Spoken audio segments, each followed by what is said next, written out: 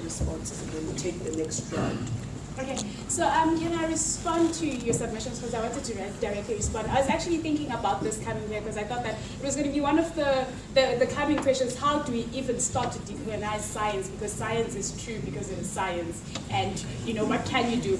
And my response to that was, if I personally were committed to enforcing decolonization, science as a whole is a product of Western modernity, and the whole thing should be scratched off, especially in Africa. So if you want practical solutions to how to decolonize science, we'd have to restart science from, I don't know, an African perspective, from our perspective of how we've experienced science. For instance, I had a question for all the science people. Is there's a place in KZN, and they believe that through the magic, the black magic, you call it black magic, they call it witchcraft, others, that you are able to send a lightning to strike someone.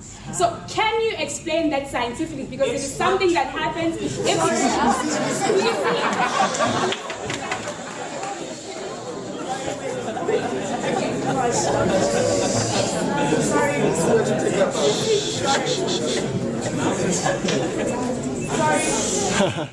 Sorry. I need to address you directly. When we started this, we agreed on certain house rules. Okay. And by you doing that, you're disrespecting the sacredness of the space. And so I'd like to ask you to first please apologize to the panel directly.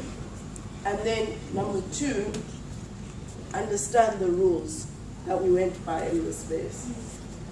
Because it's going to be very problematic. When we started, this is not an antagonizing space. And so what you're trying to do is collapse the space and make it antagonizing, which we will not allow. This is a progressive space for people to say their opinions. And we have noted how those opinions are going to be laid out. So I would like you to first apologize and then go on and agree to abiding by the rules of the space. Otherwise, I would, if you're not willing to do that, I'd please ask you to remove yourself from the space. But those are the rules of engagement of the space. Okay, I'm very sorry to the panel.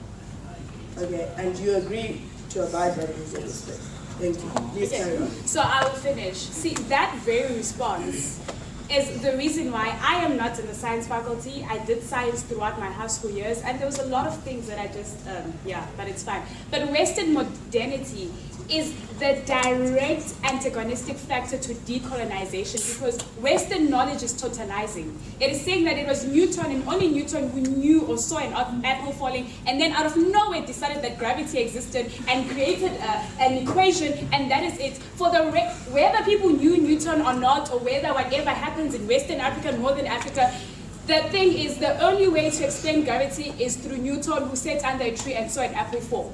So Western modernity is the problem that decolonization directly deals with, to say that we are going to decolonize by having knowledge that is produced by us, that speaks to us, and that is able to accommodate knowledge from our perspective. So if you're saying that you disagree with her approach, it means that you are vested in the Western and Eurocentric way of understanding, which means you yourself still need to go back internally, decolonize your mind, come back and say, how can I re-look at what I've been studying all these years? Because Western knowledge is very pathetic, to say the least. I, from a decolonized perspective, believe we can do more as knowledge producers, as people who are given the ability to reason, or whatever is that people say we do when we think or rationalize. So decolonizing the science would mean doing away with it entirely and starting all over again to deal with how we respond to the environment and how we understand it. Thank you. Okay, I have a response to it.